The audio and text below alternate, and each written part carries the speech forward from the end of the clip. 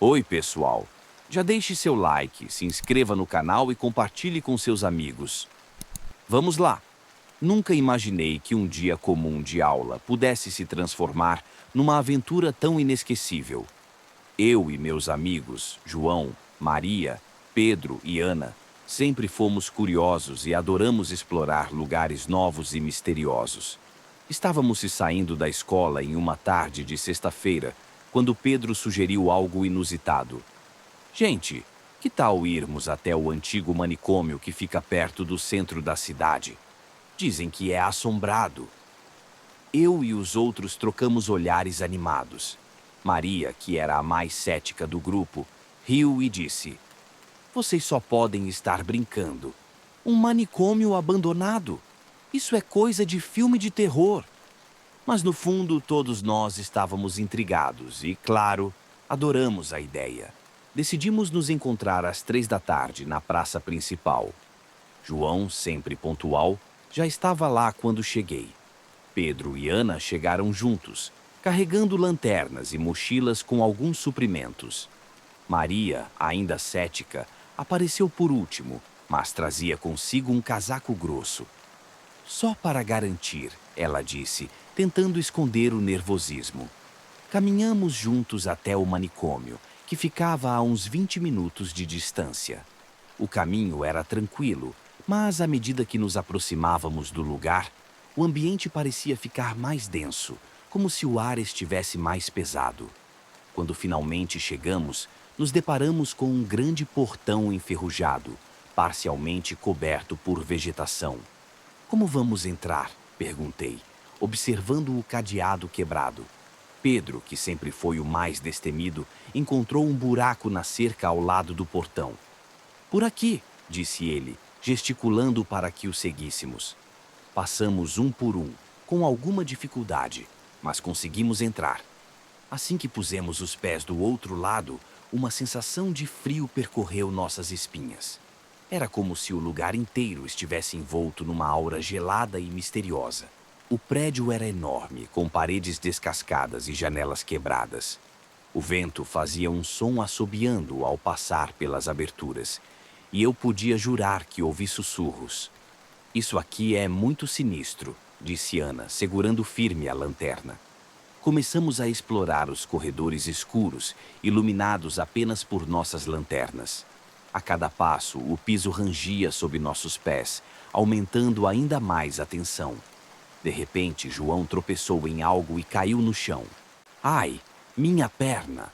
Ele gritou. Corremos até ele e vimos que tinha um corte feio na perna, provavelmente causado por um pedaço de metal enferrujado. Precisamos limpar isso, disse Maria, tirando um lenço da mochila para estancar o sangue. João estava visivelmente assustado, mas tentava manter a calma. Enquanto cuidávamos do machucado, ouvimos um som estranho. Era como se alguém estivesse rindo ao longe. Vocês ouviram isso? Perguntei, meu coração acelerando. Todos assentiram, com os olhos arregalados. O som de risadas parecia se aproximar, ecoando pelos corredores vazios. Vamos sair daqui, disse Ana, começando a recuar. Foi então que Pedro parou abruptamente. Eu vi algo, ele disse, apontando para o final do corredor. Algo se mexeu ali. Todos nos viramos, mas não vimos nada. Deve ter sido sua imaginação, tentou tranquilizar Maria, mas eu podia ver o medo em seus olhos. Decidimos seguir adiante, mas agora nossos passos eram cautelosos e lentos. Depois de mais alguns minutos de exploração, decidimos que era hora de sair. João estava mancando e o ambiente se tornava cada vez mais opressor. Conseguimos encontrar o caminho de volta até o buraco na cerca e, com algum esforço, passamos todos para fora. Levar João ao hospital foi nossa prioridade. Corremos pelas ruas, ignorando os olhares curiosos das pessoas. Quando chegamos ao hospital, o médico disse que ele precisaria de pontos, mas que ficaria bem. Vocês têm sorte de não ter sido algo pior, disse ele enquanto cuidava do ferimento. Nos sentamos na sala de espera, todos ainda em choque pelo que havíamos vivido. Nunca mais volto naquele lugar, disse Maria, balançando a cabeça. Foi assustador demais. Pedro, por outro lado, parecia mais intrigado do que assustado. Tem algo naquele lugar, ele disse pensativo. Algo que precisamos descobrir. Eu não sei se quero descobrir, respondi, ainda sentindo o frio que parecia ter se entranhado em meus ossos. Mas uma coisa é certa. Essa foi uma aventura que jamais vou esquecer. E assim terminava nossa primeira exploração no manicômio abandonado. Mal sabíamos que isso era apenas o começo de muitas outras aventuras que estavam por vir.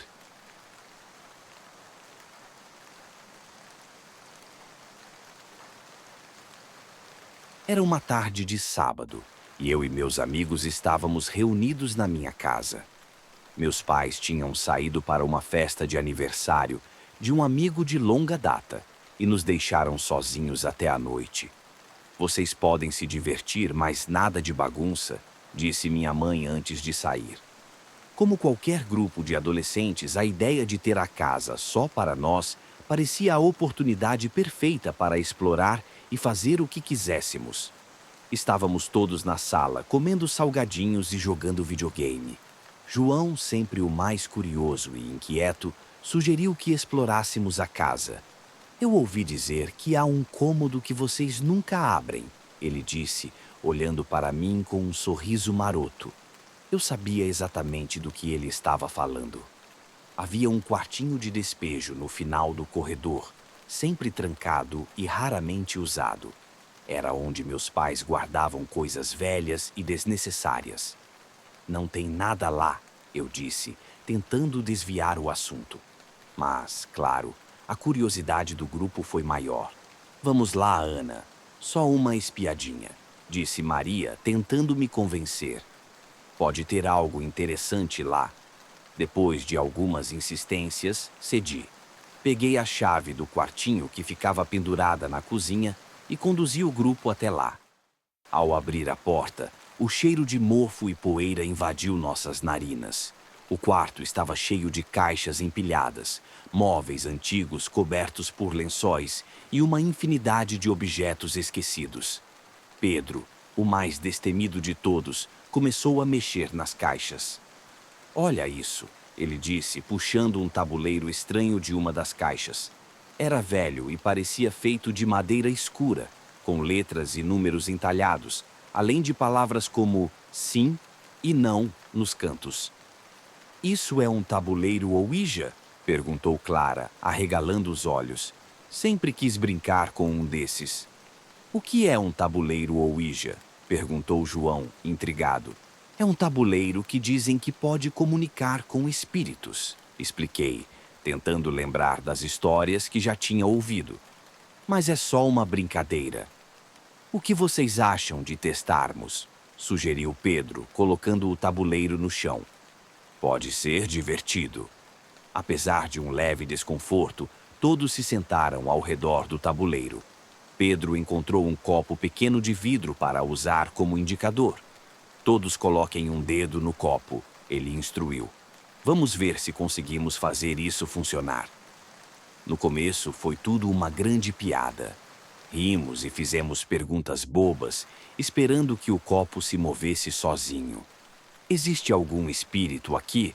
Perguntou Maria, zombando. Para nossa surpresa, o copo começou a se mover lentamente em direção ao sim. Todos se entreolharam com um misto de curiosidade e medo. Quem está aqui conosco? Perguntou Clara, tentando manter a calma. O copo se moveu novamente, lentamente formando a palavra demônio.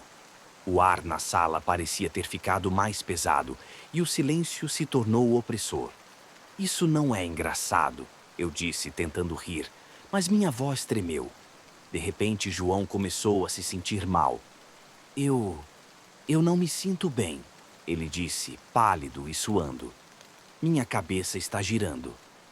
Vamos parar com isso, disse Maria, claramente assustada. Isso está indo longe demais. Desesperados, largamos o tabuleiro e ajudamos João a se levantar. No momento em que estávamos tentando acalmá-lo, ouvimos o som do carro dos meus pais entrando na garagem. Meu coração disparou.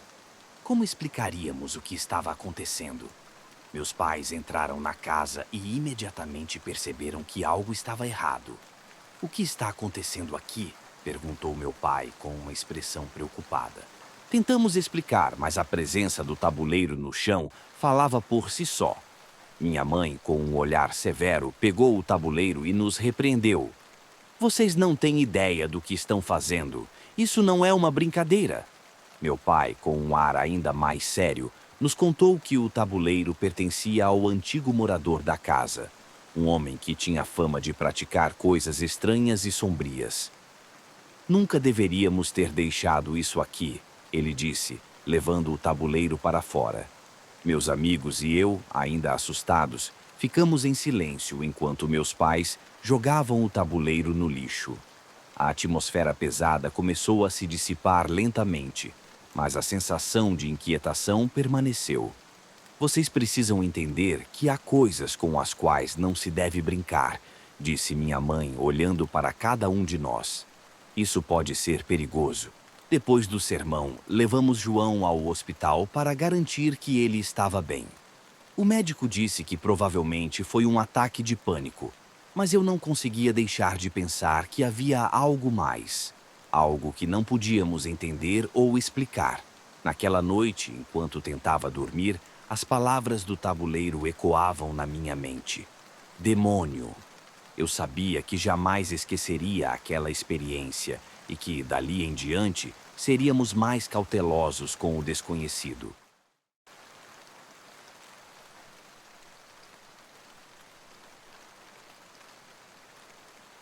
Era uma tarde quente de sábado, dessas típicas do verão brasileiro.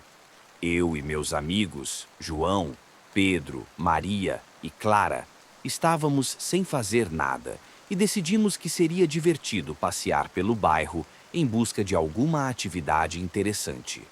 Foi então que nos deparamos com uma venda de garagem. Estava acontecendo na casa da Dona Marta, uma senhora conhecida por acumular coisas e de vez em quando abrir sua garagem para vender os itens que já não queria mais. "Vamos dar uma olhada, vai ser divertido", sugeriu Clara, animada. Todos concordamos e cruzamos a rua em direção à casa da Dona Marta. A garagem estava abarrotada de objetos de todos os tipos: móveis antigos, livros empoeirados, brinquedos velhos e uma infinidade de bugigangas. Enquanto explorávamos os itens, Maria encontrou algo que chamou sua atenção. Era um objeto estranho, uma espécie de amuleto com um pentagrama gravado. "Olha só isso", ela disse, segurando o amuleto à altura dos olhos. "Parece interessante. Talvez traga sorte." João olhou curioso para o objeto e comentou: "Isso parece meio esquisito, você não acha? Mas quem sabe não é uma relíquia antiga." Pedro, sempre cético, riu e disse: "É só um pedaço de metal velho. Compra logo se você gostou, Maria." Sem pensar muito, Maria decidiu comprar o amuleto. "Quanto custa, Dona Marta?" perguntou, já tirando algumas moedas do bolso. A velha senhora olhou para o amuleto e sorriu, um sorriso que me deixou ligeiramente desconfortável. "Para você, querida, apenas R$ 5, disse ela. Maria pagou e colocou o amuleto no pescoço. "Pronto, agora estou protegida contra o azar", brincou ela, fazendo todos nós rirmos. Passamos o resto do dia andando pelo bairro e nos divertindo. Quando o sol começou a se pôr, cada um voltou para sua casa. Eu morava perto da Maria e a acompanhei até a porta. "Espero que esse amuleto realmente traga sorte e não o contrário", eu disse, meio brincando, meio sério. Ela riu e respondeu: "Relaxa, é só um pedaço de metal." Boa noite. A noite caiu e tudo parecia normal. No entanto, pouco depois da meia-noite, Maria começou a se sentir estranha. Acordou suando frio, com uma sensação de angústia que não sabia explicar. Tentou voltar a dormir, mas, assim que fechou os olhos, teve um sonho bizarro. No sonho, ela estava em um campo escuro, iluminado apenas pela lua cheia. À sua frente havia um bode enorme, com olhos que brilhavam intensamente. "Quem é você?" perguntou Maria, tentando esconder o medo em sua voz. O bode abriu a boca e, para sua surpresa, começou a falar. "Eu sou aquele que você chamou ao trazer o pentagrama para sua casa", disse o animal, sua voz ecoando na escuridão. "Você agora está marcada." Maria acordou gritando, o coração batendo descontroladamente. Seu pai, um homem religioso e muito devoto, entrou correndo no quarto. "O que houve, filha?" perguntou ele preocupado. Maria contou tudo a ele, ainda tremendo. Quando mencionou o pentagrama, o rosto de seu pai ficou pálido. "Mostre-me esse amuleto agora", ordenou ele. Ela apontou para a mesa de cabeceira, onde havia deixado o amuleto. O pai de Maria pegou o objeto com cuidado e olhou para ele com uma expressão de repulsa. "Isso não deveria estar aqui. É um símbolo maligno", disse ele firmemente. "Vamos nos livrar disso agora mesmo." Desceram até o quintal e o pai de Maria jogou o pentagrama no lixo, tomando cuidado para não tocá-lo diretamente. "Esse tipo de coisa atrai energias ruins. Você não deve brincar com o desconhecido", ele advertiu. Maria assentiu, ainda abalada pelo sonho. "Mas, pai, foi só um sonho, não foi?" perguntou, buscando algum conforto. "Os sonhos podem ser mais do que apenas imaginação, filha. Às vezes eles são avisos", respondeu ele com um tom grave. "Vamos orar para afastar qualquer mal que esse objeto possa ter trazido." Naquela noite, Maria teve dificuldades para voltar a dormir. Cada vez que fechava os olhos, via o rosto do bode e ouvia sua voz sinistra. O medo a mantinha acordada e as palavras de seu pai ecoavam em sua mente. Os dias seguintes foram difíceis para Maria. Ela evitava ficar sozinha e constantemente sentia que estava sendo observada. Seus amigos tentaram animá-la, mas o trauma do sonho parecia profundo. "Vai passar, Maria. Foi só uma experiência ruim", disse Clara, tentando consolar a amiga. Mesmo assim, a sensação de medo persistia. Maria decidiu falar com um psicólogo para tentar entender melhor seus sentimentos e processar o que havia acontecido. "Sonhos podem ser manifestações de nosso subconsciente", explicou o psicólogo. "Às vezes, refletimos nossos medos e ansiedades neles. É importante não deixar que isso domine sua vida." Com o tempo, Maria começou a se sentir um pouco melhor. O apoio dos amigos e da família a ajudou, mas a experiência com o pentagrama deixou uma marca indelével nela. Ela aprendeu a ser mais cautelosa com o desconhecido e a não subestimar o poder que certos objetos podem ter, mesmo que pareçam inofensivos à primeira vista. Um mês depois do incidente, nos reunimos novamente na casa de Maria. Estávamos todos um pouco mais maduros e cautelosos. "Aquela experiência foi realmente assustadora", disse João, lembrando da venda de garagem. "Precisamos ser mais cuidadosos." Pedro, que sempre foi o mais cético, agora estava um pouco mais pensativo. "Acho que subestimei o impacto que essas coisas podem ter. Precisamos respeitar o desconhecido." Enquanto conversávamos, Maria olhou para nós e sorriu. "Obrigada por estarem ao meu lado. Isso significa muito para mim." Aquele verão foi um divisor de águas para todos nós. Aprendemos lições valiosas sobre amizade, respeito pelo desconhecido e a importância de estarmos sempre atentos.